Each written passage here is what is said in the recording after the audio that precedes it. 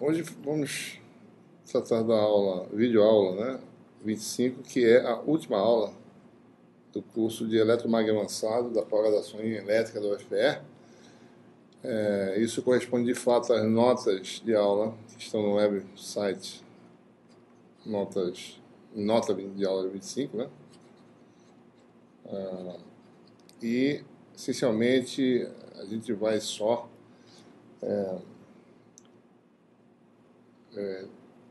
tratar das ferramentas das equações de Maxwell, né?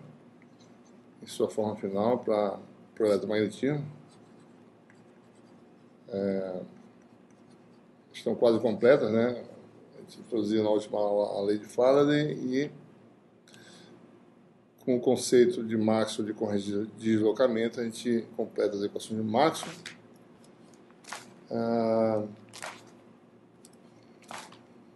Vamos falar sobre como utilizar os potenciais eletromagnéticos, né, para a solução das equações de Maxwell, digamos assim, em termos de potenciais, principalmente no caso de quando a equação resulta em equação não homogênea, né?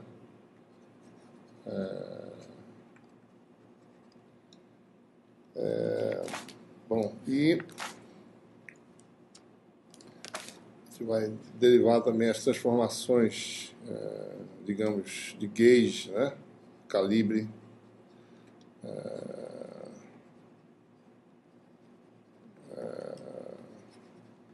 especificamente eu vou falar do gauge de Lorentz, gauge de Coulomb, né? Que permite interpretar a solução dessas equações, a equação da onda especificamente. Finalmente, a função de Green para a equação de Helmholtz e para a equação da onda, né? Bom, e aí a gente mostra como é que é a solução geral da equação da onda para uma perturbação, como é que ela se propaga no espaço, e aí o curso termina, né? E a partir daí, o próximo, ou seja, a gente não vai falar em termos de pointing nesse curso, nem em propagação de onda, mais especificamente, tratamento específico, porque isso vai ser tratado no curso que vai ser ofertado no próximo semestre, que é o curso de Fundamentos de Ótica, propagação da luz. A gente realmente faz um tratamento rigoroso, né, mais rigoroso do balanço de energia, né, do campo eletromagnético, e também a gente trata com detalhe, né, a propagação em meios dispersivos, meios absorvedores, reflexão de onda, alguns fenômenos interessantes de interação de campos com a matéria, né, magnetizada ou a matéria polarizada. E esse é o teor do próximo curso. Então, aqui termina o curso nessa etapa aí, certo? Muito bem. Bom, até agora o que nós temos, né, nós temos aí, até o momento, deixa eu tirar esse...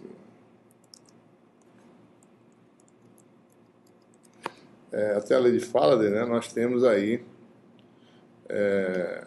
a equação por D, né, tem divergência igual à densidade de cargas livres, né? Nós temos aí a lei de Faraday em forma diferencial, né? A divergência de B igual a zero, ou seja, inexistência de monopolos magnéticos, e ainda temos uma equação, tá certo? Que ainda não mostra nenhuma conexão entre campo elétrico e magnético, só através da densidade de corrente J. Mas essa equação viola o princípio da conservação da carga, né? Uma vez que, como ele já mostrou, certo? Na aula 21, se eu não me engano, né, se você tem uma carga fluindo através da superfície, a gente mostra, né, que a variação de carga dentro do volume deve corresponder a um fluxo de corrente através da superfície fechada, que limita esse volume, e daí, introduzindo, né, a conexão entre corrente e densidade de corrente, ele já mostrou isso, já está detalhadamente mostrado, o princípio da conservação de carga em forma macroscópica é esse, e aplicando o teorema da divergência de Gauss, né, a gente chega aí nessa relação, ou, mais especificamente, se você fixar a geometria, você tem essa relação. E para um volume diferencial ΔV, né, você tem isso aqui sendo um volume diferencial, essa relação é válida. E a gente mostra, então, essa relação. Né? Ora, então, divergente de J, o que essa equação mostra? Em geral, para campos variantes no tempo, divergente de J é menos de ρdt. Né? Apenas no regime de corrente estacionária, essa divergência de J seria nula, né? Mas não no caso geral. Né? Ora, se você olhar para a última equação de Maxwell, a última equação associando o rotacional de H com a densidade de corrente, né? A gente vê que se eu aplicar o divergente dessa equação, divergente do rotacional de H, né?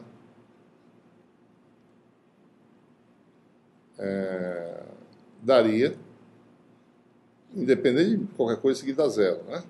O divergente do rotacional de um campo é sempre zero. Todo campo que é obtido de um rotacional de outro campo tem divergência nula. E daí a implicação é que, para essa equação ser satisfeita, a divergente de J tinha que ser zero. Né? Então a questão é como eliminar esse paradoxo, digamos assim. Né? Está bem aqui, mostrado aqui. Né?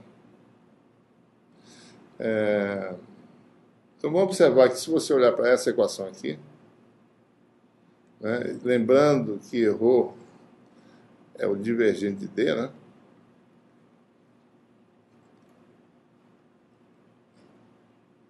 Se eu jogar essa equação aqui nessa, a gente obtém essa equação aqui embaixo. Né? Eu posso agrupar essas duas, né, de forma a dar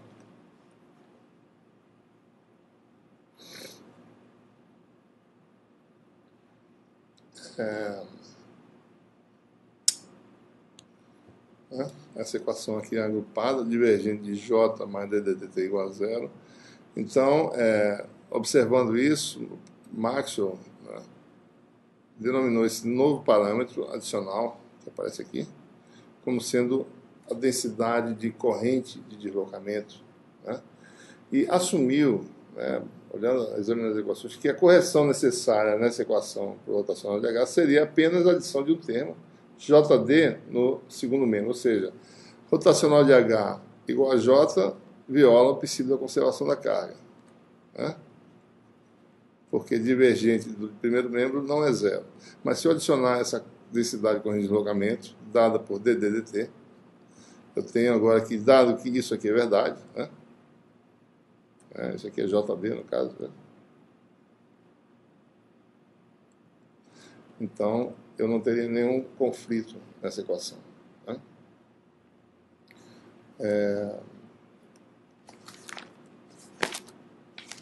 Então, essa, na realidade, é uma correção, tá certo? Que é verificada experimentalmente. Né? Ou seja, a minha equação agora passa a ser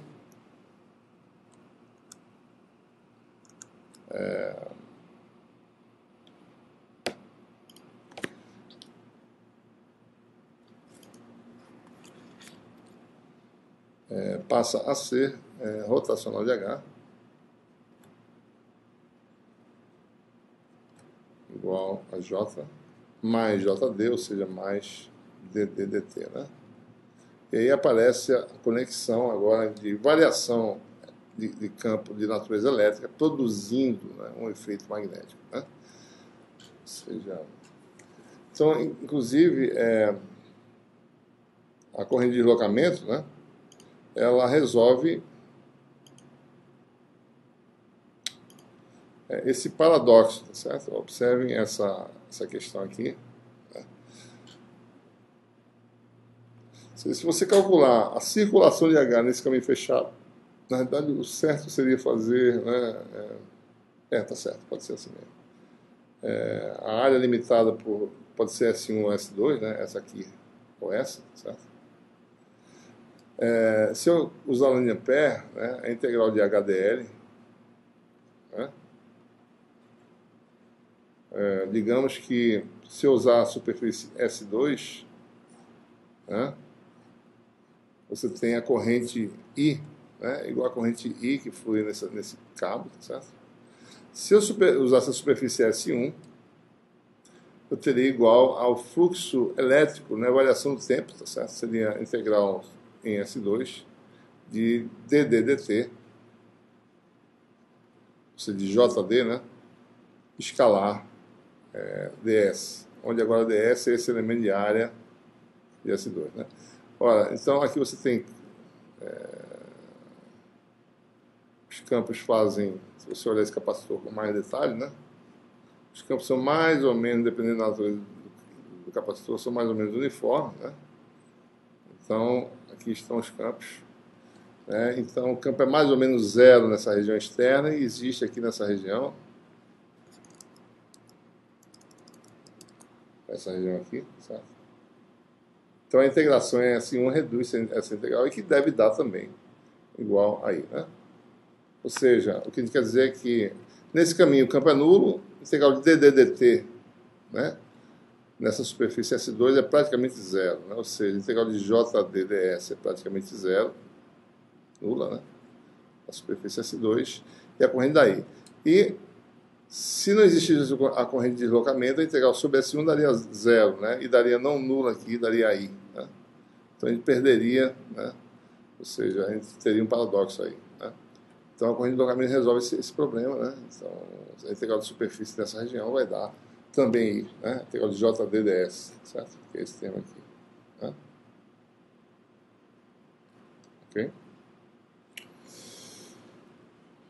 Bom, então, em resumo, né? Com as com as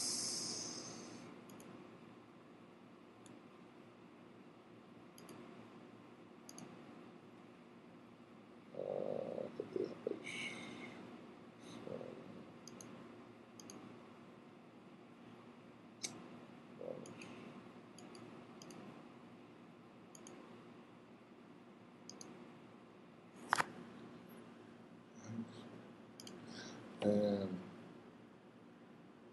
Tudo bem. Então agora as equações de Maxwell estão completas, né? Nós temos aí V de D igual ainda permanece, né? Com a densidade de cargas livres, rotacional de E. Na realidade, deixa eu começar agora a ter mais preocupação com a notação, né?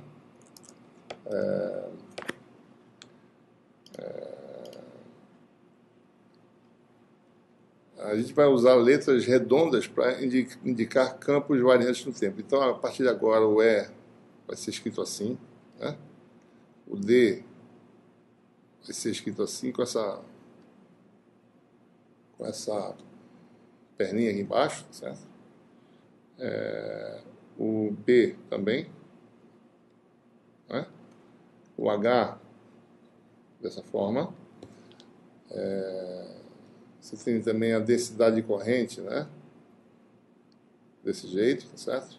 E a densidade de carga dessa forma. Além do que, nós temos aí a magnetização, né? E a polarização.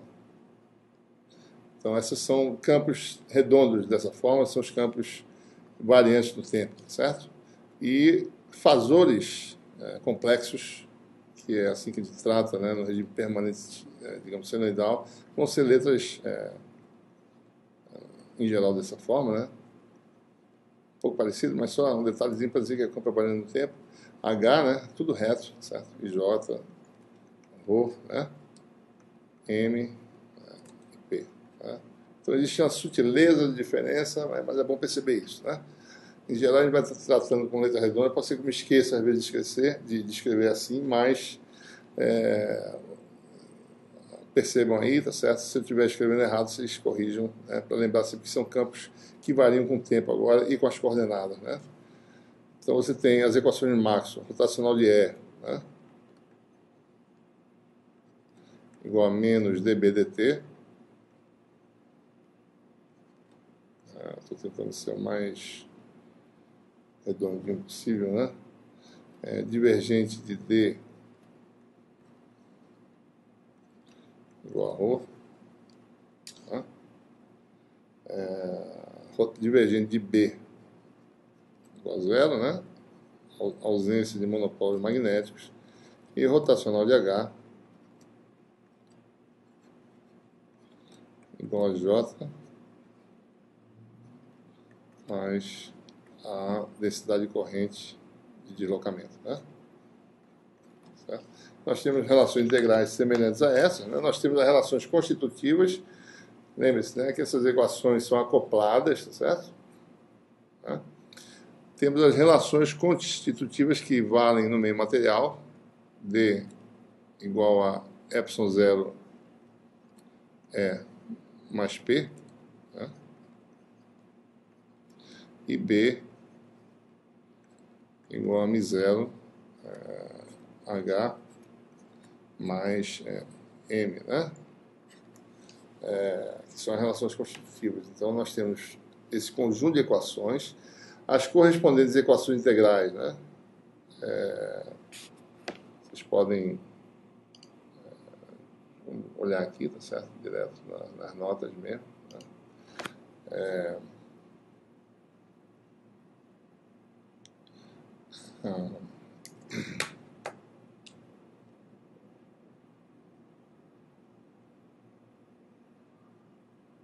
O fluxo elétrico com a carga livre envolvida, né? S, isso aqui está errado, né?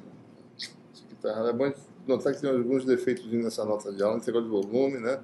V é o volume limitado por sigma, né? Essa é uma outra forma de escrever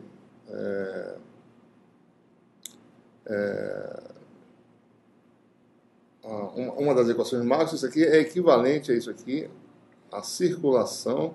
Isso aqui é tudo redondo, viu, pessoal? Então, a notação às vezes está um pouco errada aqui. Isso aqui é tudo redondinho, né? A circulação de E, né?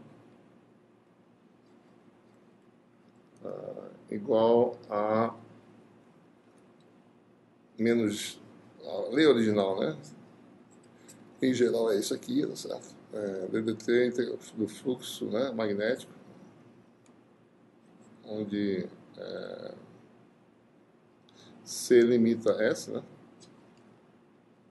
Certo? Fluxo magnético para fora de uma superfície fechada igual a zero. Lembre-se, essas letras devem ser todas redondas, né? Certo? Essa equação é uma outra forma de escrever, tá certo? Deixa eu colocar aqui, né?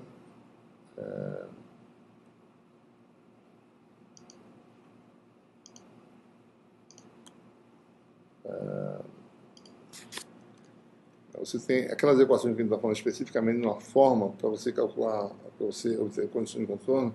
Você tem que rotacional de E igual a menos dBdt, né? E rotacional de H igual a J, né? J mais dd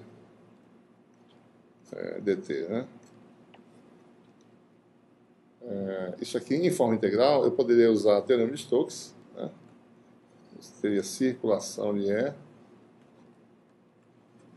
E aí, se quiser generalizar, né?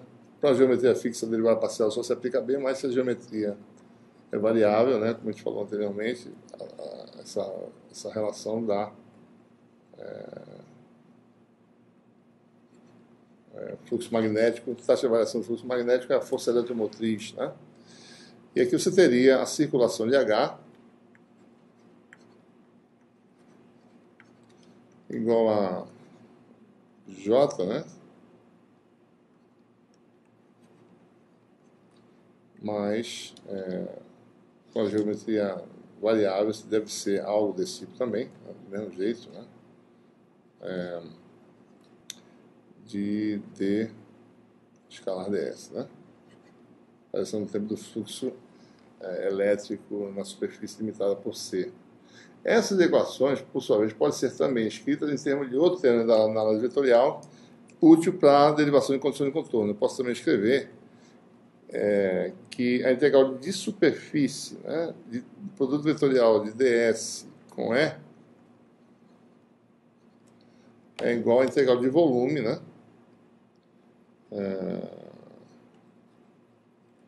a integral de BdV. Isso é obtido simplesmente integrando ambos os membros do volume, tá certo? Né? E aplicando o teorema, aquele teorema, o dual do teorema de Gauss, né? No caso do produto vetorial. E aqui também eu teria algo parecido, ou seja, são essas equações que nós temos, né? Você tem essa equação aqui, né? Eu acabei de mostrar, e a outra seria essa aqui, né? Certo? Com letra redonda no caso. E com essas equações ele pode, utilizando um cilindrozinho, tá certo, de integração, né, aplicar essas equações integrais no limite em que ΔH tende a zero, você obtém as condições de contorno para os campos, né, que são já, ele já fez isso várias vezes, tá certo? Descontinuidade na companhia normal de D dá a densidade superficial de carga ρS,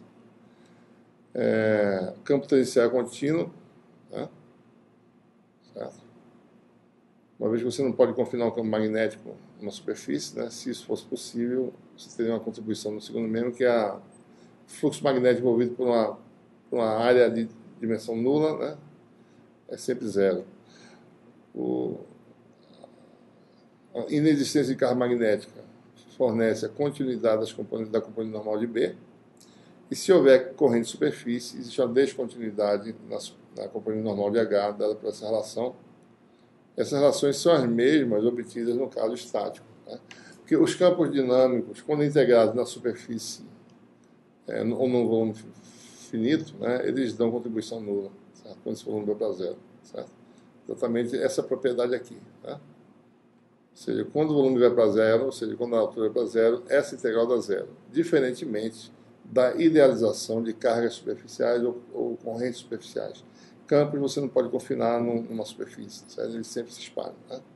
Então, da mesma forma, a integral de dB dt no volume está zero. Então, por essa razão, você tem essas condições de contorno. É importante observar, a gente só vai entender isso bem mais no futuro próximo, certo? No próximo tratamento mais aprofundado das equações de Maxwell, que no regime de campos variantes no tempo, em geral, certo? Os campos penetram no material, certo? Ou seja, e as correntes sempre se distribuem junto com o campo. Ou seja, se um campo elétrico penetra num condutor, a densidade de corrente, né, obedecendo a lei de Ohm, certo? Por meio linear, ela simplesmente vai junto com o campo. Então ela também penetra no condutor. Então é muito difícil você conseguir uma situação de corrente de superfície ou carga de superfície. Esses parâmetros sempre são distribuídos no volume, certo? Em geral, né, sem idealização matemática nenhuma, a condição de contorno geral, né, vai ser, para campos variantes, que todas essas condições de contorno são nulas, né? Ou seja, quando você admite que o campo penetra em qualquer material, mesmo no meio condutor, que não seja perfeito, né, então nós temos que não há esse conceito de corrente de superfície ou carga de superfície, né? E só em idealizações. Em muitas situações você precisa usar as condições exatas, né, reais, que você não tem, certo? Carga de superfície, porque a carga se distribui num volume pequeno, tá certo? Próximo da superfície, mas que existe, né? E você também não tem esse conceito de corrente de superfície. Então, a gente pode introduzir carga de superfície e corrente de superfície como idealizações, mas em muitas situações a condição de contorno exatas, né, que admitem essas grandezas distribuídas no volume, tem que ser usadas, e seriam essas aqui, certo? Então é bom a gente atentar para isso, mas isso vai ser feito no curso futuro, né? A gente olhar isso em mais detalhe, certo? Muito bem, agora vamos olhar esse tópico aqui, potencial vetor escalar, e vamos ver como é que a gente agora, com equações que tem grandezas de campo acopladas, como é que ele pode definir funções potenciais que facilitem a solução dessas equações, né? Então vamos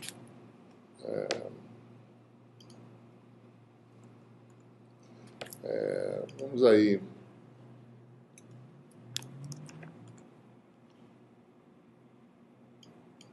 Muito bem. Beleza. Nós temos agora, né? Vamos falar sobre o potencial vetor escalar. Vou tentar fazer uma letra redonda para esses potenciais, né?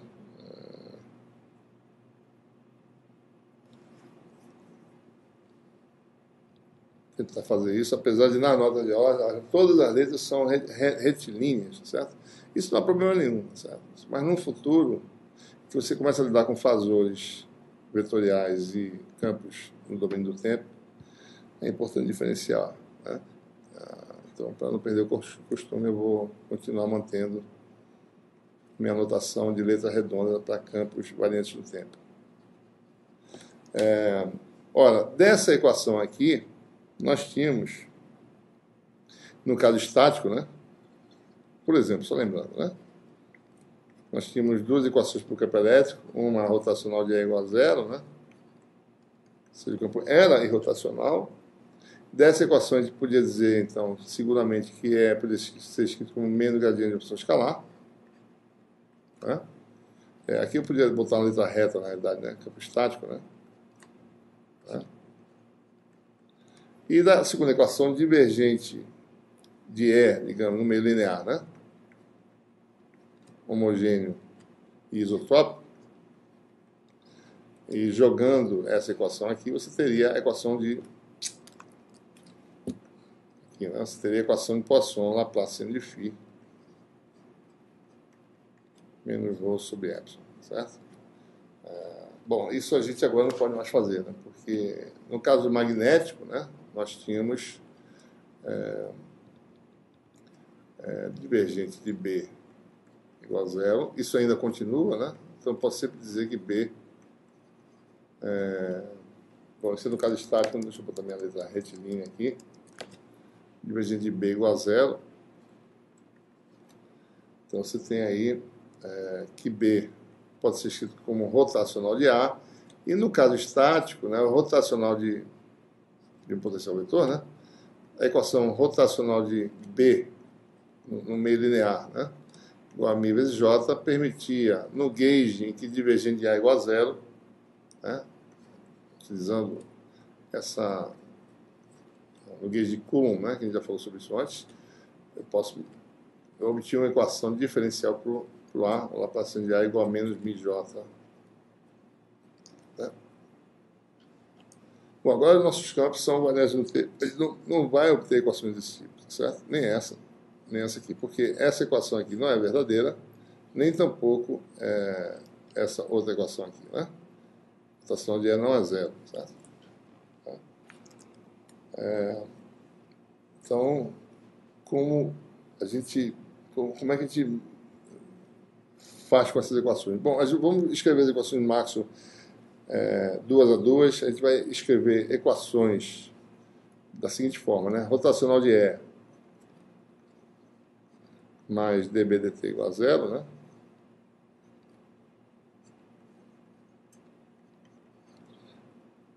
Divergente de B igual a zero. Essas são equações que não têm fontes nessas equações, né? Então, essas são equações homogêneas nos campos. As incógnitas E e B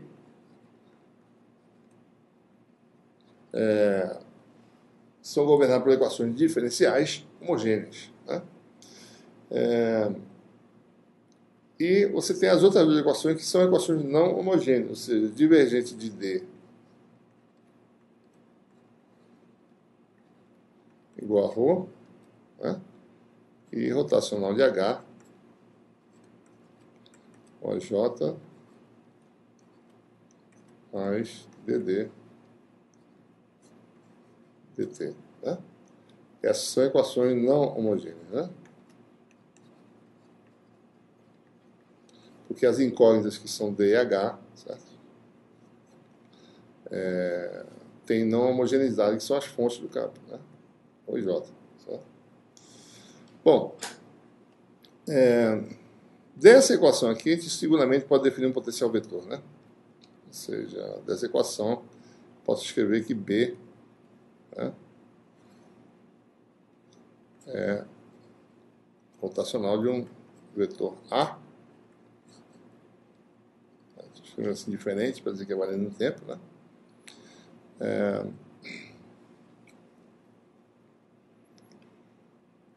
E dessa equação aqui, tá certo?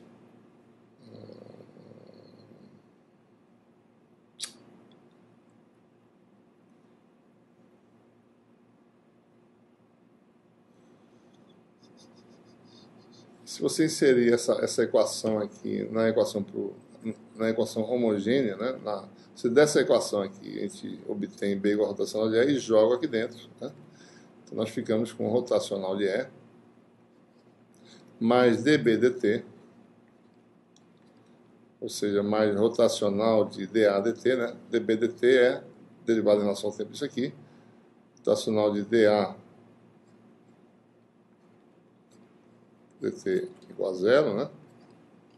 Ou seja, desculpa, aqui está faltando, né? Vai dar rotacional de E mais dA dt igual a zero, né? Então, dessa equação, a gente pode definir todo o campo que tem rotacional zero, ele é obtido do gradiente de opção escalar. Então, com isso, nossa definição, que antes era E igual a menos gradiente de φ, passa a ser E mais dA dt igual a menos gradiente de uma função potencial, chamar esse φ aí, certo? Φ diferente, né, que é a variante do tempo. Né? Antes, quando não tinha variação do tempo, esse tempo não existia, era igual a menos gradiente de φ, ou seja, então você tem, em resumo, né, potenciais que a gente define são os potenciais, potencial escalar φ, potencial vetor A, tal que é igual a menos gradiente de φ menos dA dt,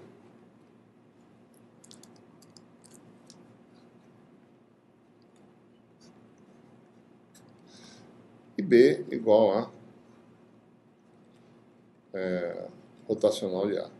Né? Observem que uma vez eu resolvendo para A e φ, eu tenho E e B, tenho H e D. Né? Então, a gente precisa agora determinar quais são as equações diferenciais que governam o potencial escalar e potencial vetor para dar dispersão de cargas e dispersão de correntes. Né? E com isso, uma vez resolvendo, você observe que essas funções são funções auxiliares, como no caso estático. Né? A gente introduziu essas funções para simplificar o problema. Né? A gente definiu problemas de valor de fronteira em eletrostática, em magnetostática, usando métodos, né, de separação de variáveis e assim por diante. Resolveu para essas funções, né? E com isso a gente obtém, a partir dessas equações, os campos. Né? Observem que vamos achar as equações, né, diferenciais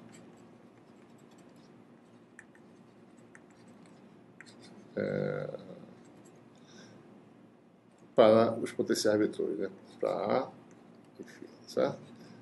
Observem que o vácuo, na realidade, rigorosamente, né, o vácuo, gravem isso, né, é o único meio, né, rigorosamente, em que há uma relação linear, né, entre os campos. Para campos variantes, a gente está falando, né? Certo? Para campos variantes no tempo, né? Campos variantes no tempo. A gente só obtém a relação de linearidade perfeita se você estiver no vácuo, sem dipolos elétricos, sem dipolos magnéticos. A existência dessas grandezas e perdas faz com que qualquer meio material produza defasamento do tempo entre campos. Né? Então, os campos nunca vão ser linearmente relacionados. Você pode ser muito próximo em certas regiões espectrais, mas não, rigorosamente, só o vácuo permitiria uma relação linear no tempo, né, entre campos. Certo? Eu não posso dizer que, num caso geral, um campo que varia no tempo seja um múltiplo, por exemplo, E ser um múltiplo de D e vice-versa. Mesmo que o meio responda linearmente ao estímulo elétrico, certo? mas no tempo esses campos não vão ser linearmente relacionados, não tem um múltiplo do outro, né? Só no regime harmônico, onde vai ver num curso futuro aí, certo?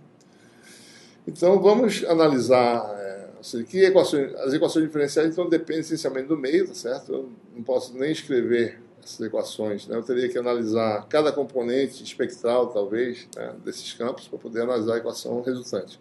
Mas no vácuo a gente pode realmente obter equações no tempo, ou em algumas aproximações que você admite que não há dispersão ou perda do material, você admite, força essa situação. Isso é possível, né? Há regiões espectrais em que não há dispersão ou perda significativa. E isso permite você fazer aproximações desse tipo de linearidade que a gente está falando, certo? Então, rigorosamente, vamos falar no vácuo, né? Que equações diferenciais são obtidas para A e φ no vácuo.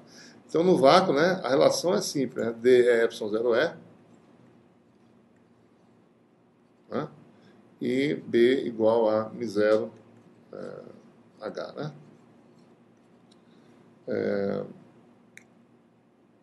Então, você tem aí,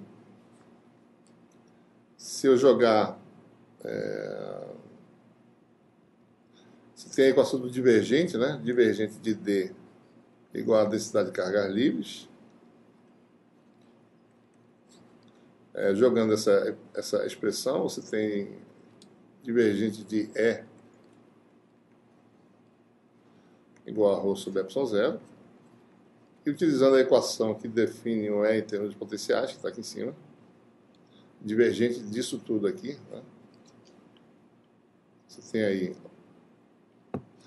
você resulta em Laplaciano de φ,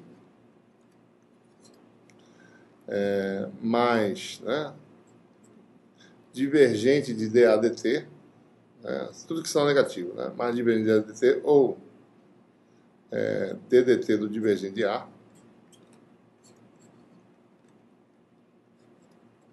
e o sinal negativo vai para o segundo membro, né? Menos ρ sobre ε0. Observe que a modificação na equação original, que é a equação de Poisson, é o aparecimento desse termo divergente de A, né, que, dependendo do que tipo de valor ele vai ter, tá certo? Ele vai influenciar essa equação diferencial, né?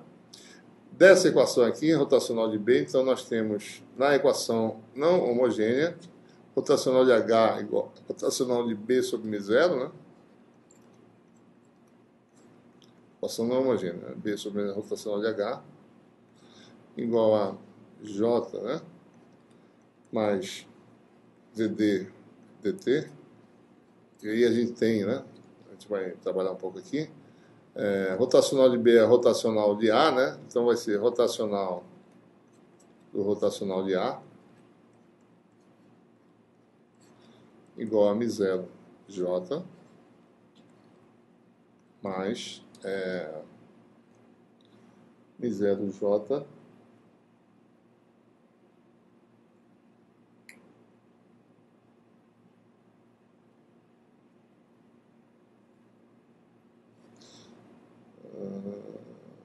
bom, aqui eu escrevi desse jeito, eu tinha passado para lá, eu acho.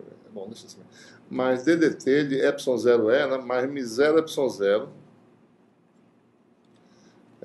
dE dt, ddt, né, de menos gradiente de φ, vou botar assim, mais, desculpa, menos, né, menos dA dt, tá?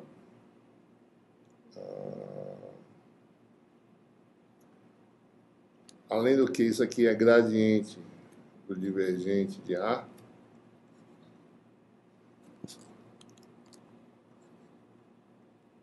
menos do Laplaciano, né, do vetor. E se a gente arrumar isso aí, você obtém, certo? Arrumando essa equação, a gente obtém algo desse tipo aqui, certo? O Laplaciano de A menos μ0 ε0 d2a dt2, né? Daí aparece um termo aqui, gradiente, né? Desculpa. menos o gradiente. Aí aparece divergente de A.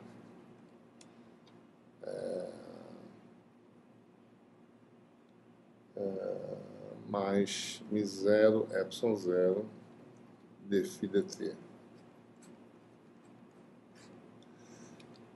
Igual a menos μ0j, né?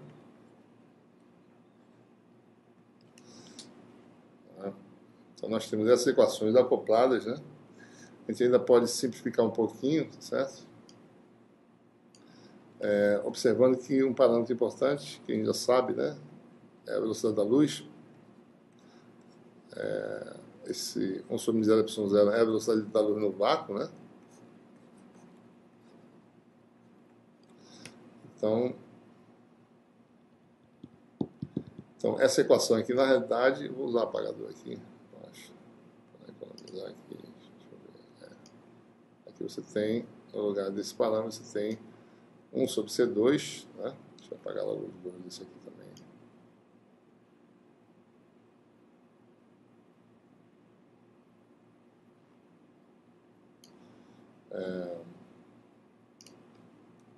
Então aqui você teria 1 sobre C2, né? E 1 sobre C2 aqui também, certo? Essa é a equação da Laplaciana de A menos 1 sobre C2 de segunda derivada, elevado à segunda, esse termo acoplado igual a μ0j. Então, equações diferenciais não homogêneas são obtidas, né, para o potencial escalar, certo? Digamos assim, né? Equação de segunda ordem, tá certo? Uma potencial escalar não homogênea e uma potencial vetor, essa equação grandona aí, né? Não dá nem para fechar a direita, tá certo? Menos μ0j que tem aqui no segundo membro, né? Que é menos, só botar aqui, menos μ0j. Ok? Então, essas equações são acopladas, né? Elas podem ser desacopladas a partir do que a gente chama de transformações de gauge, né? Em português, a gente poderia dizer assim, a mudança de gabarito ou um calibre diferente, né? Mas no fundo quer dizer, existem aspectos diferentes dessas equações em diferentes calibres, em diferentes gauges, né? A gente usa em português também o termo em inglês gauge, né? É difícil até de traduzir, tá certo? Então vamos ver as transformações, né? De gauge, tá certo?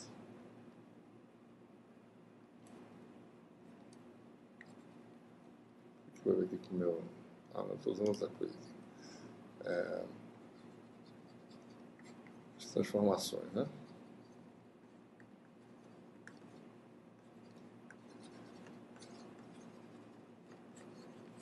Ele vai ver o gauge de Coulomb, né? Tem uma razão para isso, o gauge de Lorentz. Tem uma razão para chamar de Coulomb, a gente vai ver, vai ficar aparente já já.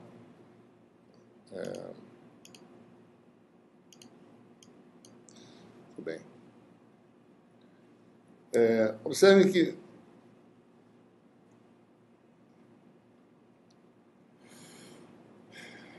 o B, vamos lembrar, né? B é rotacional de A, né? Ou seja, eu especifiquei rotacional de A, né? E é igual a menos gradiente de φ menos dA dt, né? Então, você sabe, nós sabemos pelo teorema de Helmholtz que um campo é completamente especificado se eu souber se é rotacional e sua divergência e uma propriedade na fronteira que rodeia, componente normal, por exemplo, né? E nós aqui só especificamos o rotacional de A, né? A gente não especificou o divergente de A, né? Quem é o divergente de A, certo? Então, a gente tem uma liberdade de escolha, a gente pode escolher qualquer que seja esse valor sem afetar o valor de B, né? Então, a gente sempre pode pegar e transformar o potencial vetor, fazer transformações. Observe que o rotacional de A é sempre igual a B, né? Então, eu sempre posso usar transformações do tipo A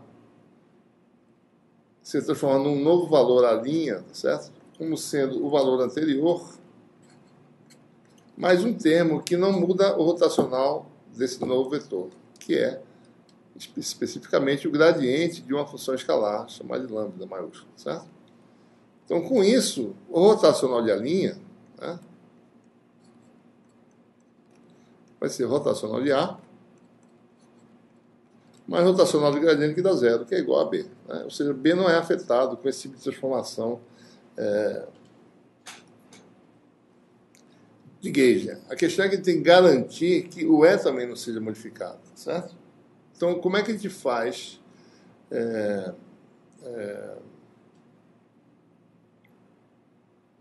como é que a gente muda o potencial escalar tal que o potencial do campo elétrico não mude, certo? Então, vamos ver como é que fica o campo. O campo elétrico, certo? Uma vez eu fazendo essa modificação, ele passa a ser um campo agora E'. Tá?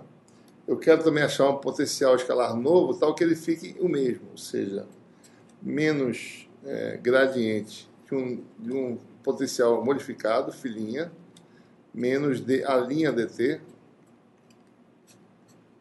Tá? E com essa modificação para A, né, A' igual a A mais gradiente de lambda, então fica E' igual a menos gradiente de φ', menos dA dt,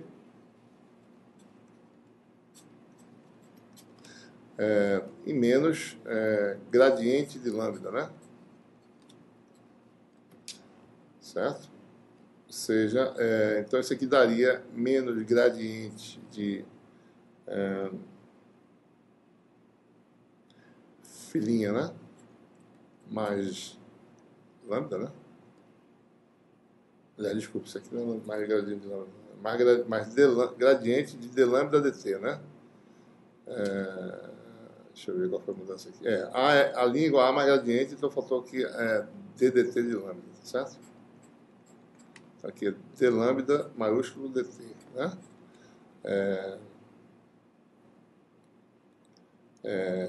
Menos dA dt. Ou seja, para isso dar o mesmo campo elétrico, né?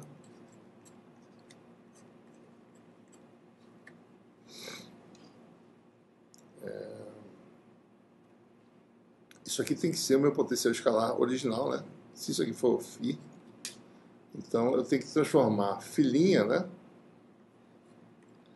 Igual a φ menos d lambda dt. Então, com essa transformação, né? Ou seja, a linha igual a potencial, uma transformação desse tipo, qualquer que seja a lambda, certo? Não altera os campos, né? Se eu tiver funções φ e A que satisfazem, que descrevem os meus campos E e B, né? Então, se eu modificar essas funções para novas funções φ' e A', de acordo com essas transformações, mais, né, gradiente de lambda, então, essas transformações de gauge, ou seja, transformações de calibre, né, mudar o calibre, mudar o gabarito, digamos, de observação de φ', né? Então, isso não altera os campos originais. Então, posso sempre... Isso quer dizer, eu tenho liberdade de escolha de divergente de A, e ele tem que ser escolhido de tal forma, ou seja, A pode ser sempre alterado, segundo essas transformações, sem produzir nenhum efeito, nenhum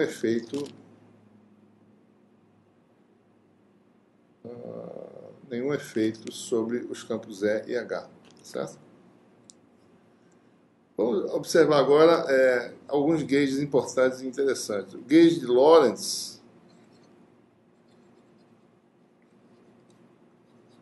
é aquele em que nós temos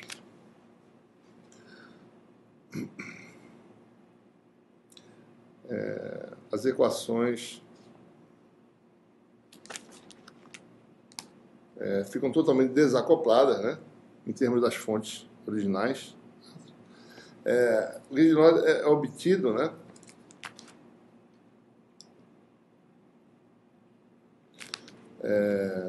olhando, o gauge de Lorentz é obtido olhando para essa equação aqui. Ou seja, se eu eliminar esse termo, né, se eu zerar esse termo, eu tenho uma equação totalmente independente de φ. Né?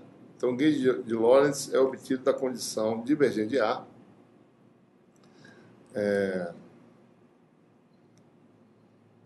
divergente de A, mais 1 sobre C2 dφ dt,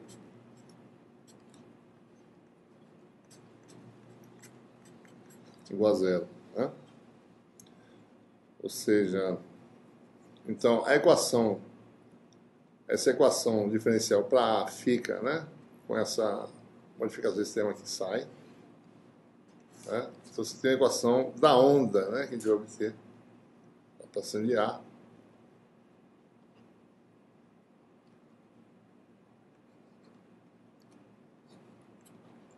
menos 1 sobre C2 D2A dt2 igual a menos μ0j. Né?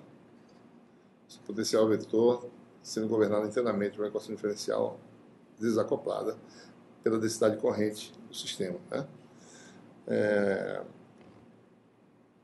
Se a gente agora usar, deixa eu mostrar aqui, olhando aqui para a equação diferencial para φ, né, Laplaciano de φ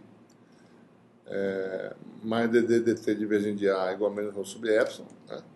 Então, se a gente usar isso aí, no gauge de Lorentz, né, divergente de A está dado, né? Se divergente de A, deixa eu repetir lá a equação, né? Mais ddt do divergente de A, Laplaciano de φ, né? Mais derivada do divergente de A igual a menos ρ sobre epsilon zero.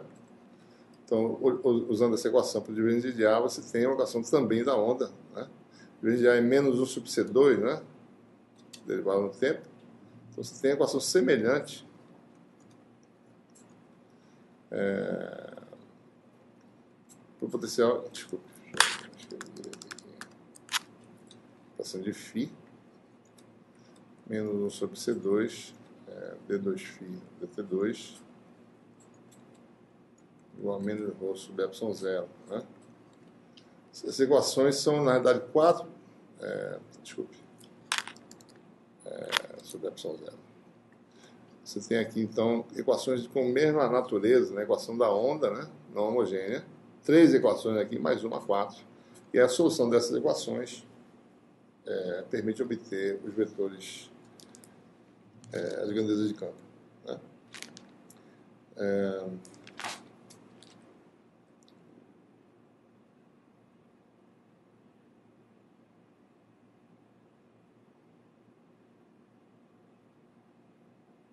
É importante observar que essa transformação, tá certo? Sempre possível de ser obtida, né?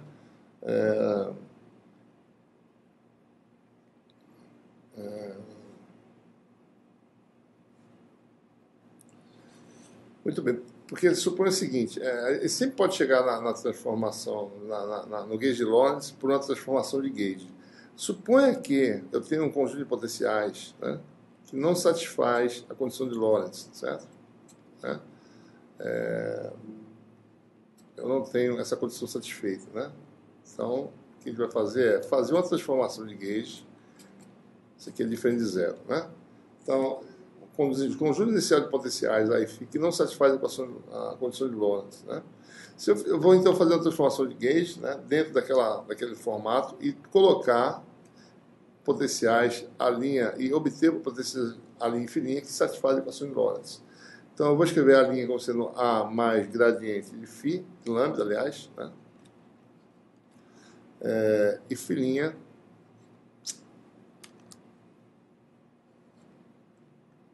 igual a φ menos d lambda dt, né?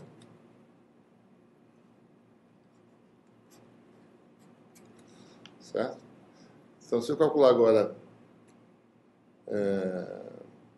e vamos impor, então, que esses potenciais satisfaçam a condição de Lorentz, certo? Então, eu transformei, eu vou impor que nesse novo gauge, divergente de A', né, mais 1 sobre C2 define dt, d0. Então, se a gente escreve agora a linha, né, em termos da sua transformação, você tem divergente de A mais divergente do gradiente, que dá mais laplaciano de lambda, né? Laplaciano função escalar, né? Mais 1 sobre C2 definir a dt que está aqui, tá certo? Menos 1 sobre C2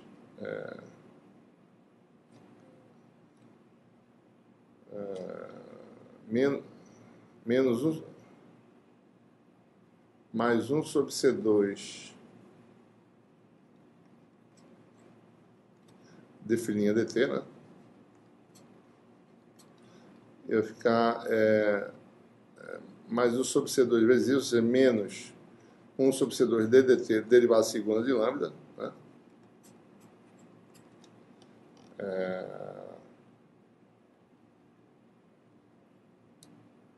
Igual a zero, né? Então, lambda tem que satisfazer essa equação diferencial da onda também, né? Laplaciano de lambda, menos 1 sobre C2 d2 lambda dt2, igual a menos divergente de A,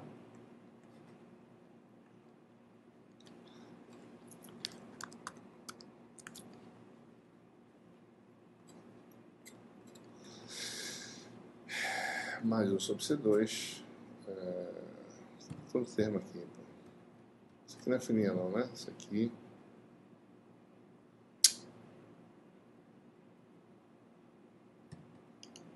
Não tem linha não. É normal, né? Mais 1 sobre C2 dφ dt. Então observe, né? Conhecidos os potenciais iniciais A e φ, dados, eles satisfazem, eles não satisfazem a condição de Lorentz, mas eu conheço esses potenciais, A e φ.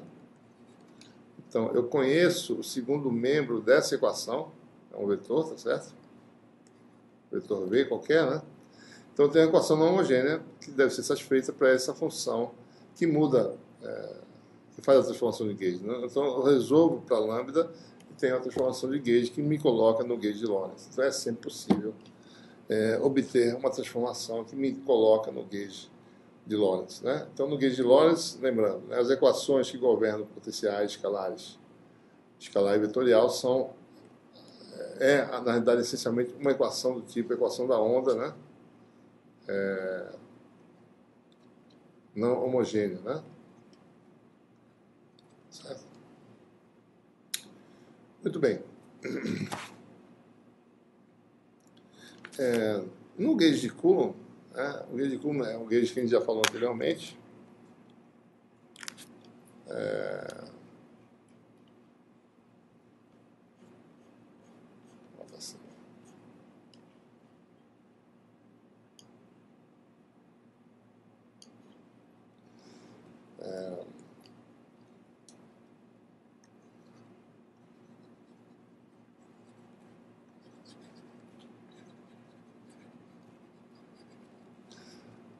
É aquele obtido da condição, né, divergente de A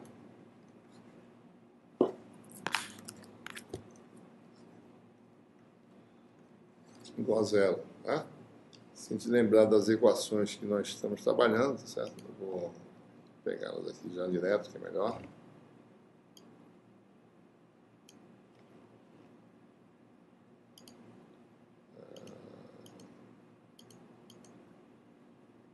As equações originais acopladas ainda, né? Aqui estão elas, certo? Nós temos essa equação, né, e essa outra aqui, né? Então, no gauge de Coulomb divergente de A,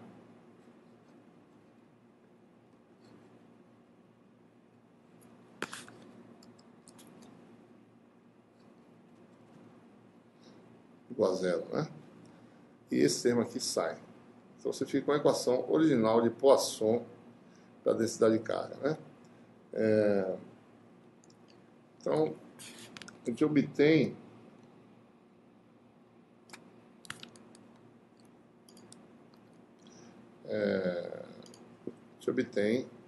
a equação para o potencial escalar, vai dar Laplaciano de φ igual a menos ρ sobre epsilon zero. Então, o interessante desse resultado é que, se você tem a densidade de carga localizada, né, no volume finito V, nós sabemos qual é a solução dessa equação. Essa equação diz que potencial num ponto x, né, tem um ponto x' qualquer,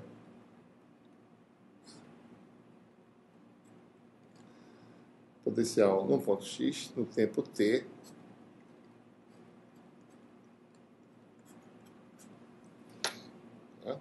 é igual a aquela integral que nós conhecemos, né? Integral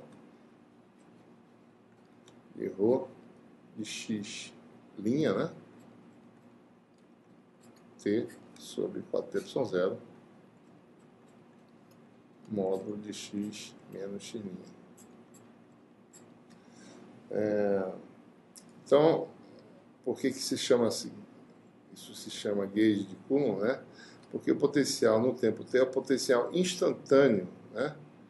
Devido a um evento que ocorre no mesmo tempo no volume dV. Né? Então, essa função potencial, na realidade, ela não tem significado físico, né? Porque nós sabemos que perturbações eletromagnéticas se movem com a velocidade da luz.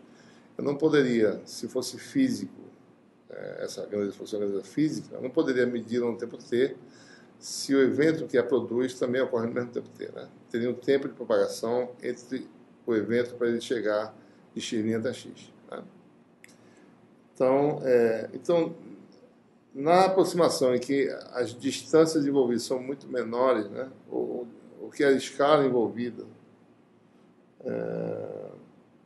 são pequenas relativamente ao comprimento de onda, né, associado à radiação eletromagnética, então essa função é mais ou menos o potencial eletrostático, né, no regime potencial, digamos, no regime quase estático, né, é o potencial convencional que nós conhecemos. Certo? Então, observe isso é apenas uma função matemática que pode ser utilizada para obter os campos reais físicos E e B. Mas ela não leva em conta a questão da causa e efeito e o tempo de propagação entre causa e efeito no ponto X. Né? Certo? É uma função matemática. Agora, no regime quase estático, ou seja, escalas pequenas em relação ao comprimento de onda, essa função tem um significado físico convencional de um potencial, digamos, instantâneo, né? Uma vez que a propagação é praticamente desprezível. O retardo entre causa e efeito é pequeno. Vamos ver agora, então, que tipo de equação se obtém para o potencial vetor. Né? Bom, para o potencial vetor, vamos olhar aqui para...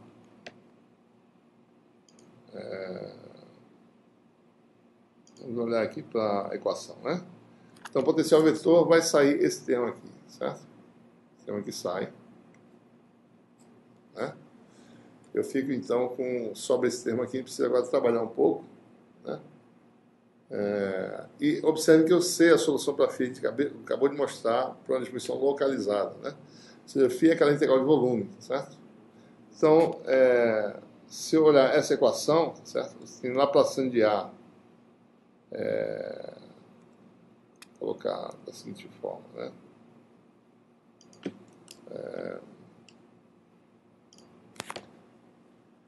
Laplaciano de A,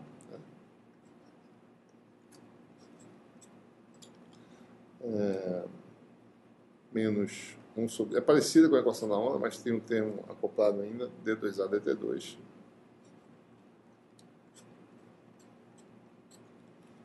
Igual a menos μ0 j, né? E aparece mais 1 sobre C2, gradiente de dφ dt. E φ está aqui em cima, né? Para a distribuição localizada, vamos colocar essa solução, certo? né? Localidade de distribuição no volume, né? E se você jogar isso aí, isso aqui vai dar, segundo menos μ0j, mais o sobre C2 gradiente daquela função, daquela integral, né? Ou seja, derivada fixa a geometria, né? Gradiente da derivada da densidade de carga, né? Que é a coisa que está variando o tempo, possivelmente. Dv', dρ de xt, né? dt, né? Sobre 4πε0 módulo de x menos x'. Observe que isso é uma equação diferencial onde é conhecido, na realidade, né? Ou seja, eu posso deixar ela desse jeito se eu quiser, certo? Podia deixar, porque isso aqui é conhecido, porque eu conheço a distribuição de carga e conheço a densidade de corrente. Então, é uma equação diferencial não homogênea para potencial vetor. Isso pode ser colocado ainda, né, de uma forma assim, mais elegante, digamos assim, lembrando do princípio da conservação da carga, né? V de J igual a menos dρ dt, que aparece aqui, certo? Né? Então, aqui eu poderia tirar isso aqui, tá certo? E colocar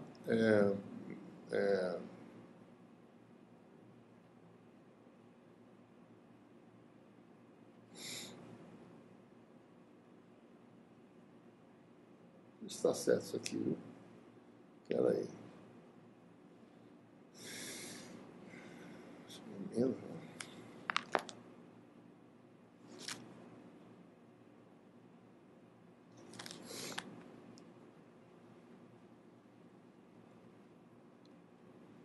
Só um minuto.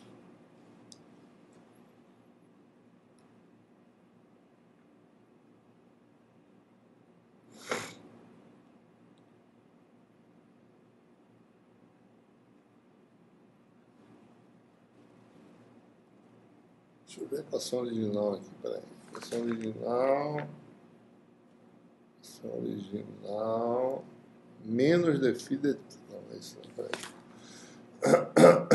Cadê a equação para A? Bota aqui, peraí. Mais, né?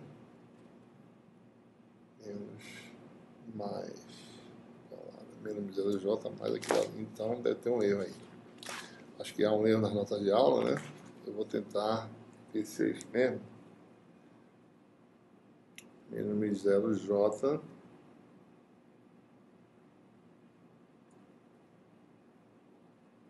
então, se eu jogar essa equação ali, isso aqui ficaria, né?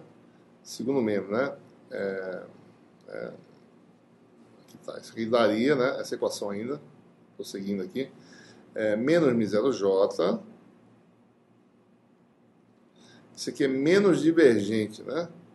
Menos divergente de J, né? Então, isso aqui vai ficar mais 1 sobre C2, gradiente, né? Observe que o dρ dt aqui é a função da coordenada x', então é menos divergente linha, integral, né? dv', aqui eu teria um menos aqui, né? Vai dar um menos.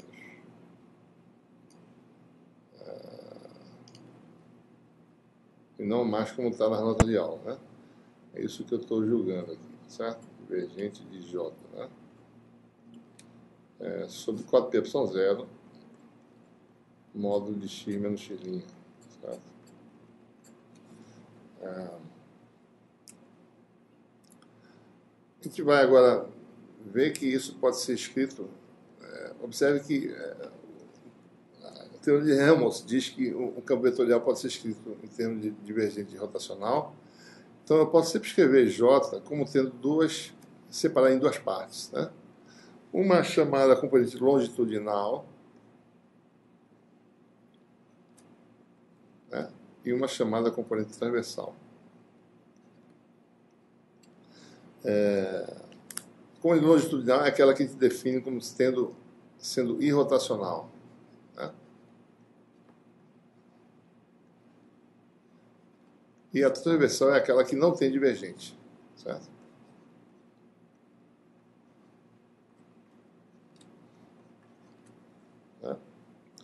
Então você tem aí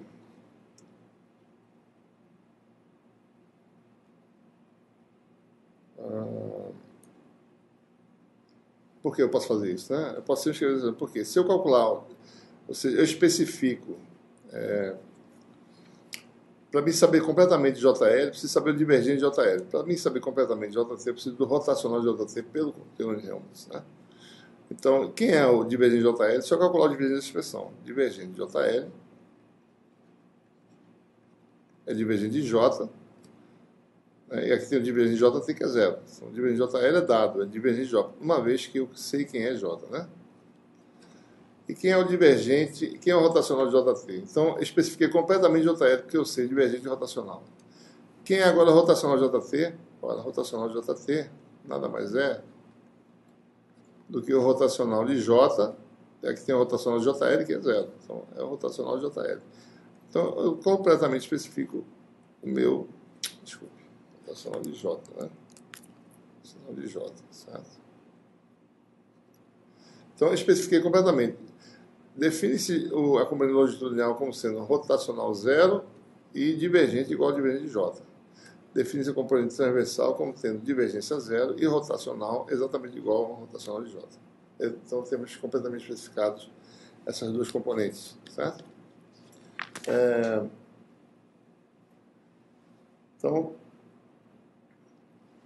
a gente vai obter essas componentes e vai ver que essa equação para A pode ser escrita em termos totalmente em termos da componente transversal do J apenas, né? Isso é interessante que a gente faça isso só para mostrar alguns exercícios de álgebra vetorial que a gente já fez antes, né? Observe a propriedade do JL, ele é irrotacional, então ele é obtido do gradiente de um escalar, né?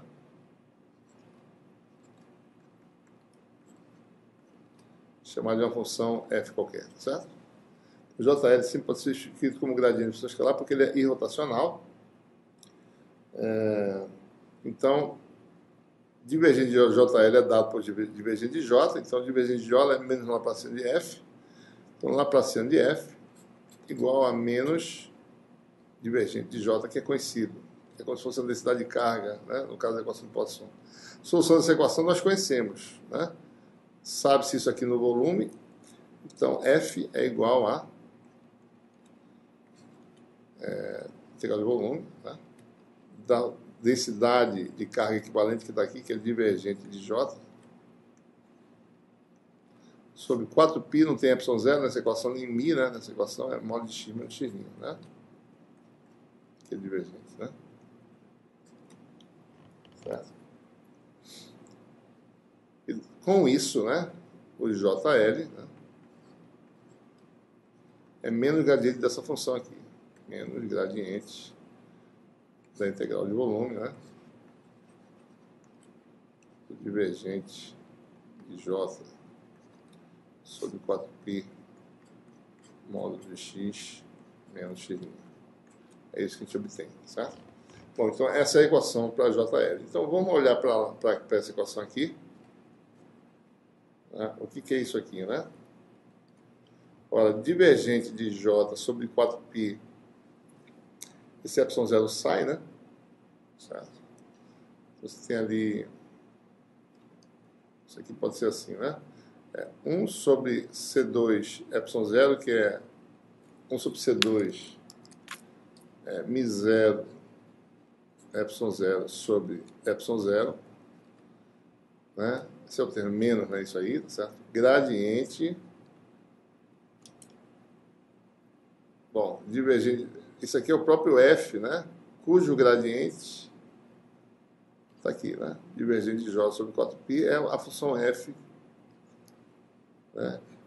Cujo menos gradiente, tá certo?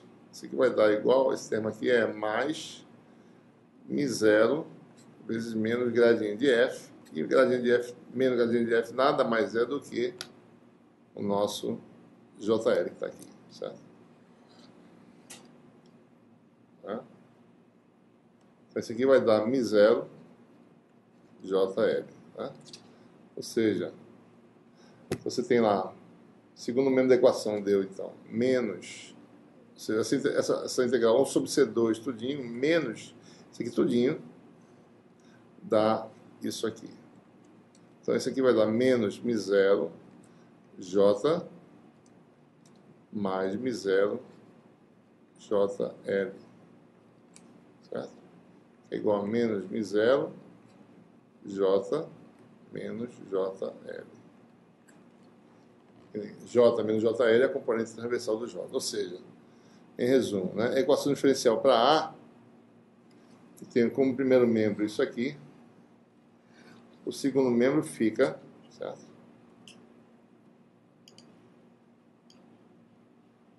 Simplesmente tirar isso aqui tudinho. Menos μ0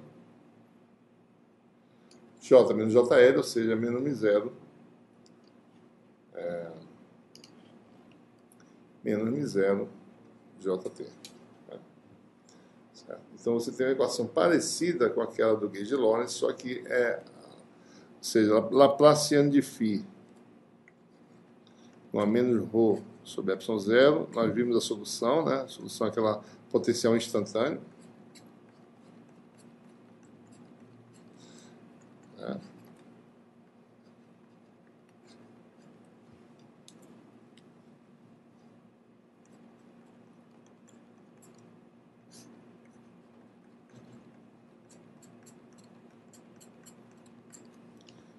E Laplaciano de A satisfaz a equação da onda não homogênea, em que o segundo membro é apenas componente transversal da densidade corrente.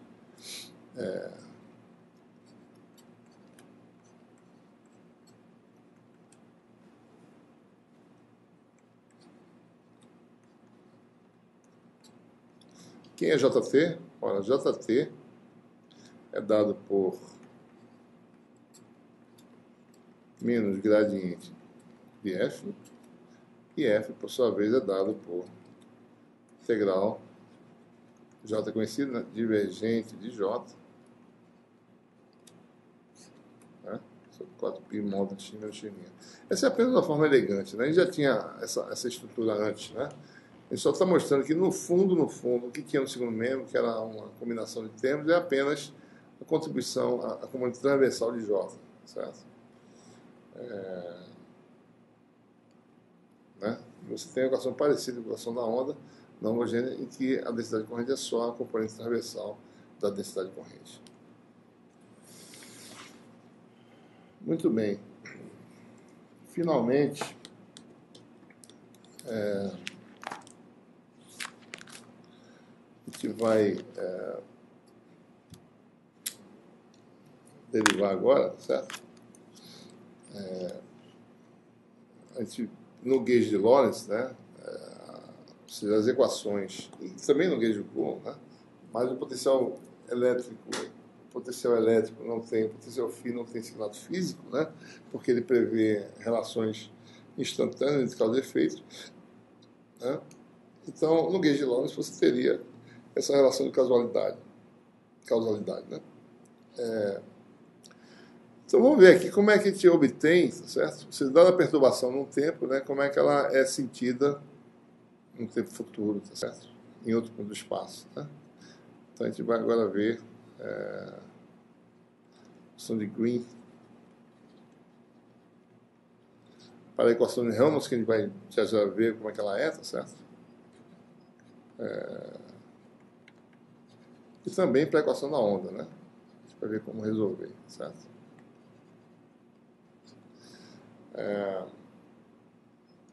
Observe que no gauge de Lorentz, até no gauge de Coulomb, tá certo? As equações da onda são sempre equações do tipo Laplaciano, né?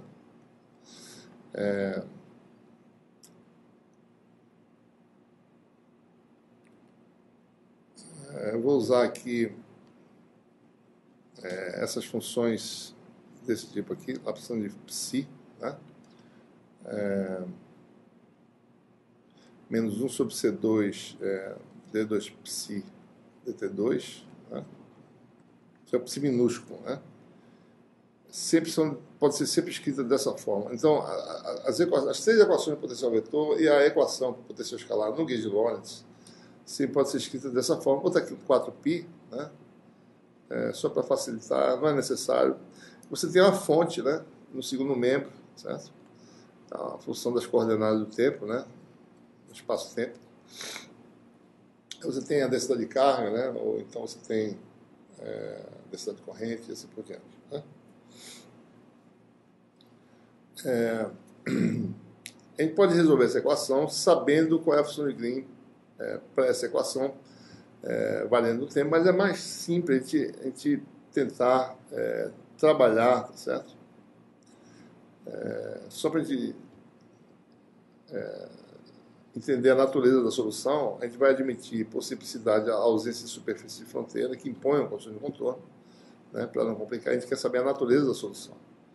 O problema é quando você tem superfície de fronteira, né? Você tem problemas de difração que são tratados também no âmbito do teorema de Green, certo? Mas com um pouco mais de detalhe, né? A gente aqui quer apenas saber a natureza, dada uma perturbação f de xt, qual é a solução para a equação da onda, em geral, né? Para uma situação aberta, uma perturbação no espaço, como é que ela se propaga no espaço, né? A gente vai admitir que as funções podem ser decompostas em transformadas de Fourier, certo? No domínio do tempo, né? Pelo menos a parte temporal. Então, por exemplo, psi de xt pode ser escrita, por exemplo, dessa forma, né? Eu posso botar esse 2π se eu quiser, eu posso botar a raiz de 2π, eu posso não botar nenhum fator, tá certo? Se eu quiser. Integral no domínio da frequência, né? E aí você tem função psi de x ômega, digamos assim, né? Essa função depende das coordenadas e da variável ômega, que é a componente de frequência, né? E também a função f, né, que está no segundo membro, vai ser decomposta em componente de Fourier. Né? Componente f maiúsculo, digamos assim.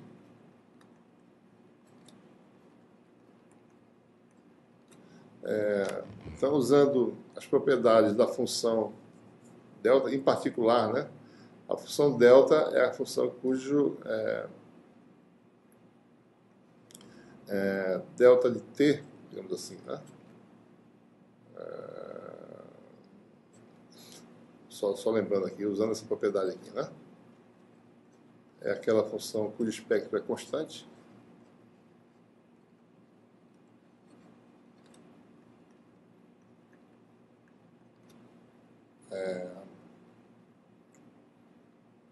Então, usando essa propriedade, a gente pode calcular a transformada inversa, né? Nesse formato, a transformada inversa fica simplesmente complexo conjugado e não tem fator de 2π. Ou seja, eu posso tranquilamente obter, tá certo? Psi de x ômega, né? Como sendo integral no domínio do tempo.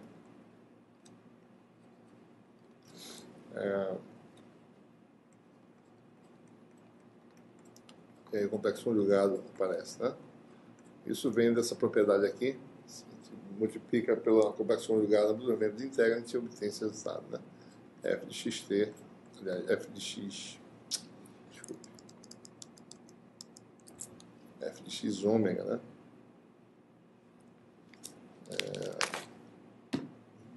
Dada por algo semelhante, né? Ou seja, qualquer função no domínio de Fourier.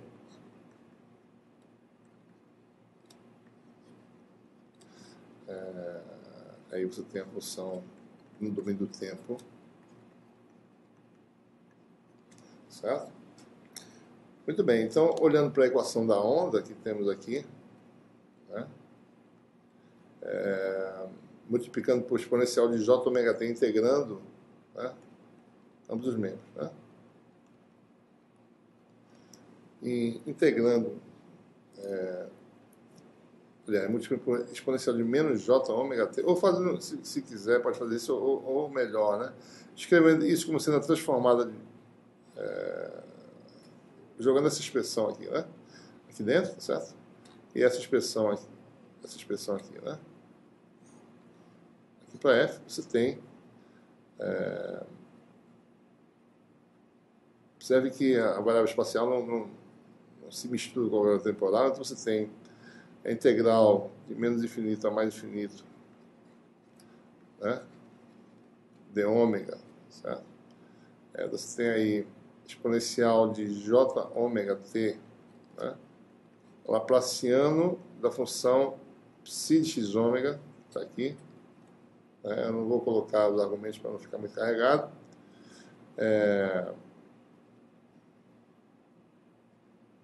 D2π dt2 é a derivada segunda disso aqui, menos 1 sobre C2, derivada segunda vai ser j ômega ao quadrado, que vai dar menos ômega 2, e reproduz a função original, né, psi,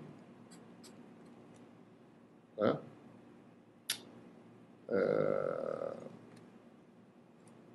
igual a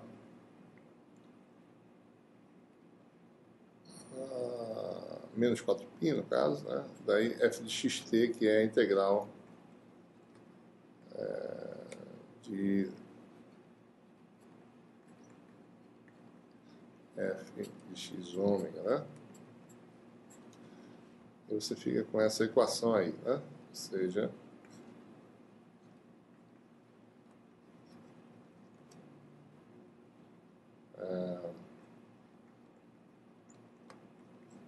esse negócio está trabalhando no domínio espacial. Cada componente Fourier da função psi. Isso aqui dá mais ômega 2 sobre C2, vamos chamar de K2. A gente fala mais sobre esse K aí, certo? Igual a... Né? Vamos fazer assim.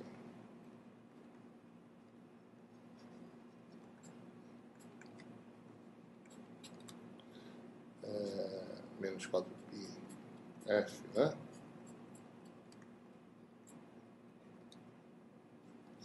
Então, isso aqui são decomposições de funções em uma base ortogonal, né? Contínua de funções ortogonais. Funções ortogonais são essas funçõezinhas complexas, exponenciais complexas. Então, essa decomposição é única, quer dizer que cada termo da decomposição tem que ser igual a cada termo da outra decomposição. Então, a equação que tem que ser satisfeita é uma equação no domínio espacial, apenas, para a função transformada de Fourier, né? Que depende de x e ômega, né? E essa é a equação que a gente obtém, colocar dessa forma, certo? Sem argumentos. K é chamado número de onda.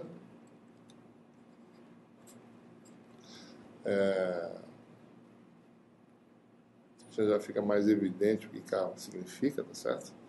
Mas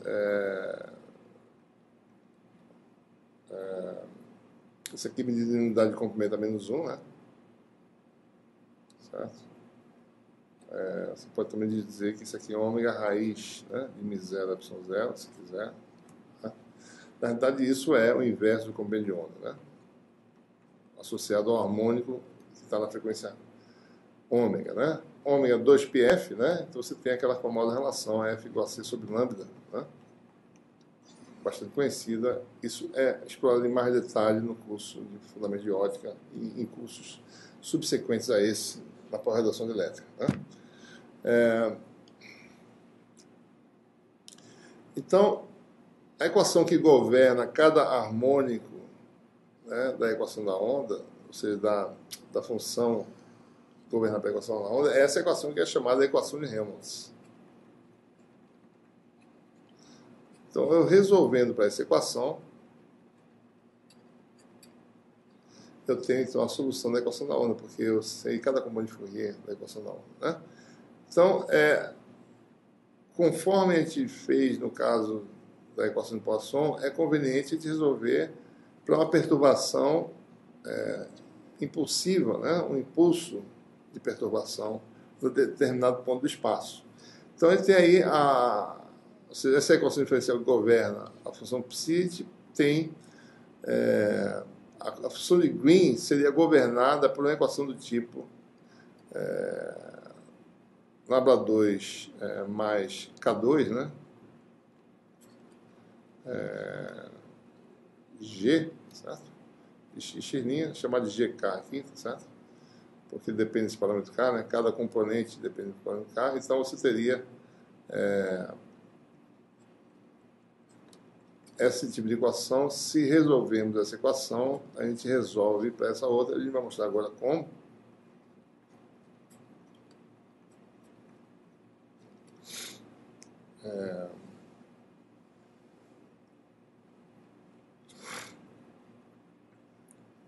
Então, resolvendo essa equação, a gente tem a solução geral dessa equação aqui, de uma forma integral. De que forma, né? Teorema de Green, certo? Vamos ver agora como é que fica, né? Como é que fica a solução para psi, né? Utilizando o teorema de Green, que diz que, só relembrando, o teorema de Green, suponho que eu resolva para G, né? Resolvo a equação diferencial, que o sistema é alimentado por uma função delta, a resposta à função delta do sistema. Vamos lembrar, né? O teorema de Green foi obtido do teorema da divergência, que diz que integral de volume, né, de f laplaciano de g menos g laplaciano de f, né, é igual a integral de superfície de f derivada normal menos g derivada normal, né? Essa é a forma geral da teoria de Green, né? Uma das identidades de Green que a gente utiliza para resolver a equação não homogênea, equações não homogêneas, né? Onde sigma é a superfície que limita o volume V, né? Qualquer que seja a função Fg. Então, se a gente agora usar F igual a psi, né? E G igual a GK, né? Lembrando, né? Laplaciano de psi é igual a menos K2 psi, né? Menos 4πf, né? E Laplaciano de GK é igual a menos K2 GK menos 4π função delta, né? Não vou nem botar argumento, quem sabe exatamente, né? Eu posso botar aqui dv', no caso, né? Tudo em relação à variável de integração linha, né? Então, delta de x de menos x', né? Certo? Isso aqui é tudo variáveis linha de integração, tá certo? Se quiser, pode fazer isso. Isso é comprimento normal à interface. Admitindo, né, a inexistência de fronteira na região, ou seja, a região aberta, então o termo de superfície a gente vai dizer que é zero, porque as perturbações nunca chegam nessa superfície, na verdade, né, são infinitamente distantes. Então o termo de superfície não altera o problema. Então, para esse caso específico, né, na ausência de fronteira, ou seja, a superfície é infinita, então, no tempo infinito, você nunca tem a sua perturbação chegando nessa superfície. Então, você tem, jogando essas expressões nesse termo e zerando o segundo membro, você tem que a integral de volume dv', né? F laplaciano de g. F que é psi, né? Psi. Laplaciano de g, que é menos K2. Vou tirar esse subscrito de K, por enquanto. G menos 4π delta de x menos x'. Né? Observe que o argumento dessa função é x' ômega, né? A gente mudou para variável, a gente está integrando a função de x', certo? Então você fica com isso aí. Isso é uma chave, né? Isso é um colchete.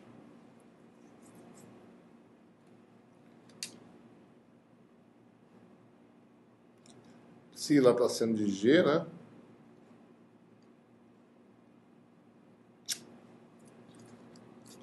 Menos g laplaciano de psi, que é menos K2 psi.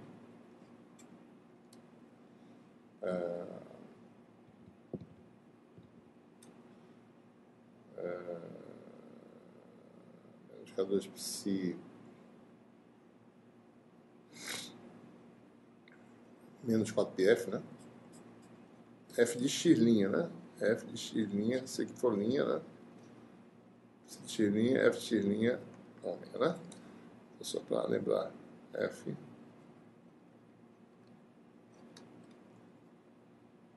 então, igual a zero. Nós temos aqui então, né? Menos psi K2G com mais psi K2G, cancela. Esse termo aqui está fora.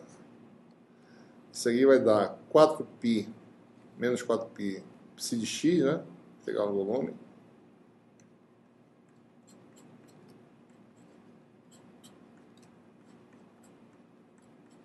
Fazer assim, certo? Isso aqui vai dar mais, né? Mais 4π integral do volume. Está assim agora, né? F de x' ômega G de x', né?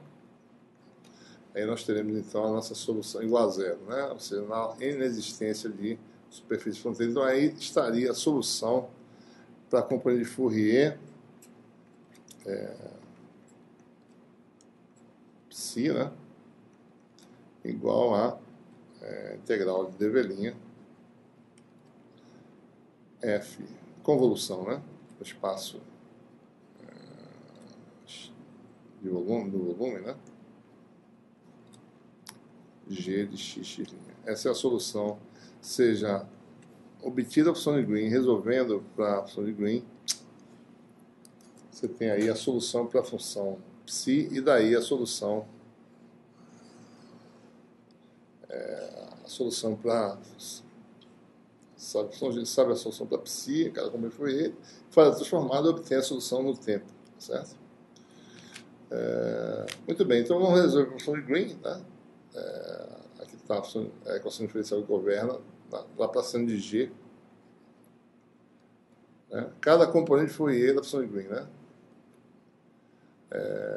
Mais K2G, né? Com a menos 4π delta de x menos x'. Tá? Ora, essa função só depende da distância, tá certo? Ou seja, dada a distribuição em algum lugar, tá certo? No ponto x', esse aqui é um impulso, né? Num ponto x' é uma perturbação localizada, né? Ora, o efeito só depende da distância, né? X menos x', certo? Né? Então, essa função g é uma função só da distância r, né? Certo? E para x diferente de x', né? Delta igual a zero. Então a equação que você tem é Laplaciano de g e r, né? Isso aqui só, se é a componente radial Laplaciano apenas, mais K2G igual a zero. Essa equação pode ser escrita dessa forma, né? D2, né? Utilizando uma das formas do Laplaciano, dr2 de RG mais K2RG igual a zero. Essa é a equação diferencial, que tem como solução uma forma conveniente de representar essa solução. Essa aqui é a solução que dá funções periódicas seno e cosseno, mas é mais conveniente utilizar exponenciais complexas. Né? Essa solução aí é do tipo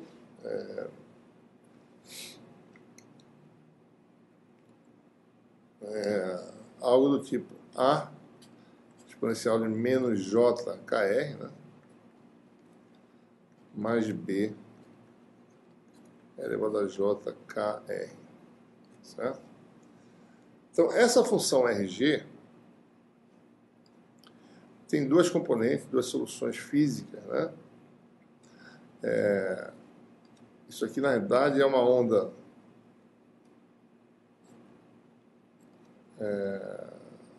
cuja amplitude se mantém constante desde que KR seja constante, né? Então, a superfície de fase constante, ou seja, esse valor, né, é constante, certo? Se Kr for constante. Então, a superfície de fase constante é uma superfície esférica, né?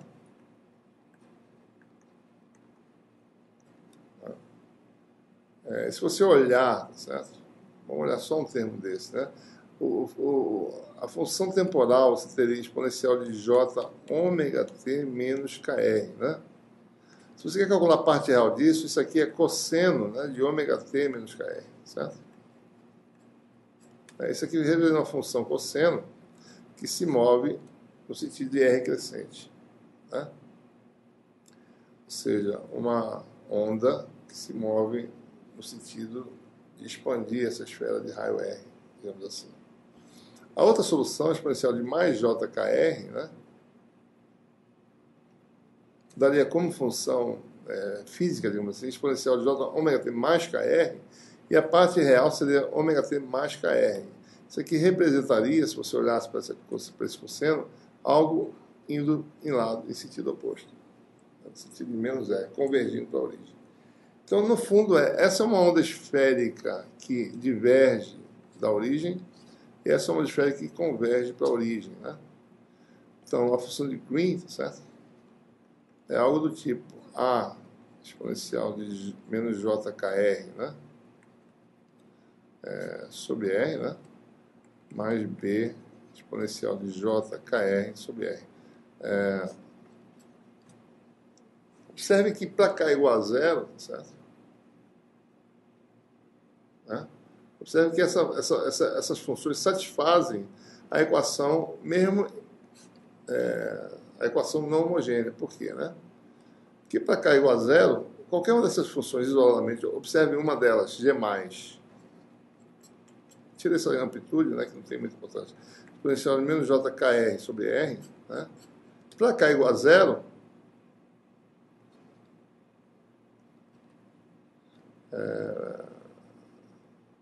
isso aqui vai dar 1 sobre r, né? E laplaciano de 1 sobre r, né, é menos 4π delta, né? Certo? Menos x, né? Essa é a função inversa, né? Tem como laplaciano menos 4π delta, é exatamente isso. Então, essa função está correta. A solução geral da equação tem duas soluções, certo? Uma representa uma onda esférica, né? Aqui está a perturbação, uma onda esférica que diverge da origem, né?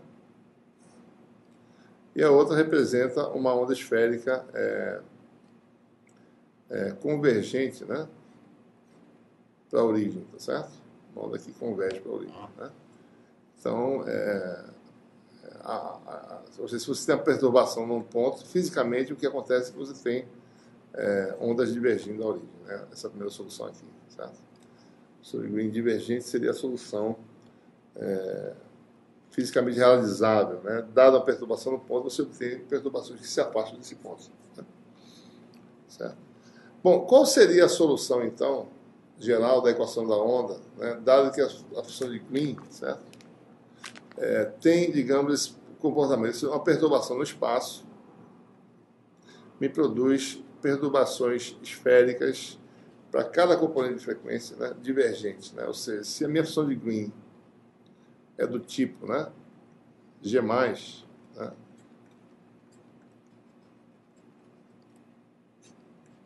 sobre R, lembrando que R é igual a x menos x', né?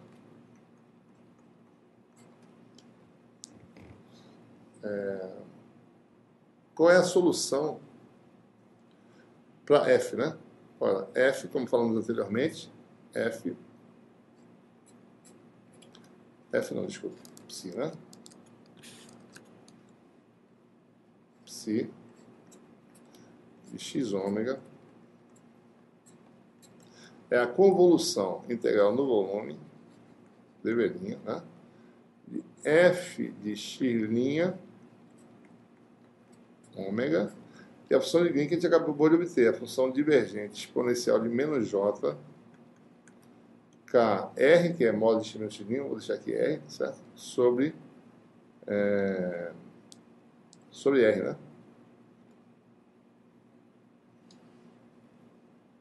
Sobre R. que é x menos x', né? Muito bem, obtida essa solução, vamos obter agora a função φ de xt, né? Que nada mais é do que o quê, né? Integral de menos infinito a mais infinito de d ômega, psi de x ômega, né? Exponencial de j ômega t, né? Vamos jogar essa expressão, né? Vamos trocar os limites, que vai dar integral de volume, certo? dv', né? Você teria aí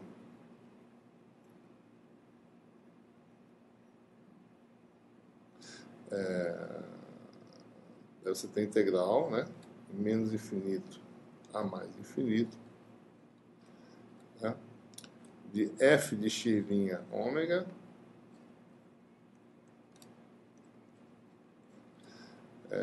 exponencial de j ômega, né? T menos kr, né? D ômega, né? E a função sobre R sai aqui, eu vou botar ela aqui do lado de fora, modo de x menos x', porque ela não depende, né, das componentes de frequência, que seria a solução.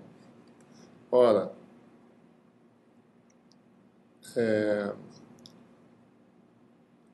lembre-se que K é igual a ômega sobre C, né?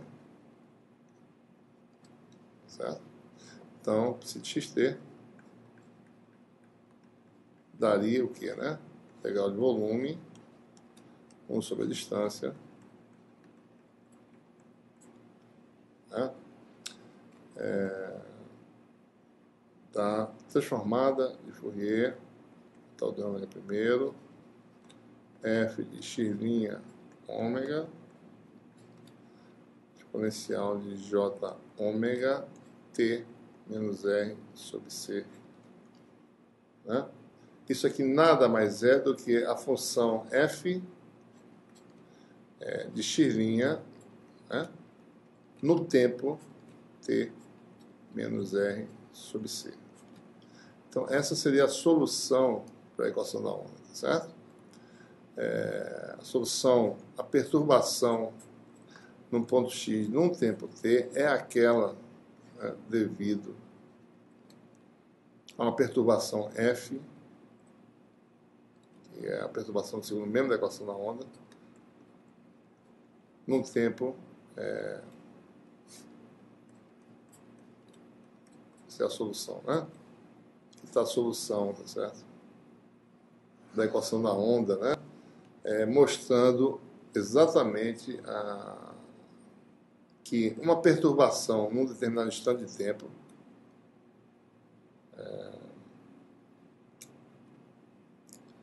é sentida, né? Uma perturbação é sentida num tempo t, é sentido no tempo t uma perturbação que ocorreu no tempo t menos r sobre c, né? Esse é o retardo de tempo para a causa, né, produzir o efeito.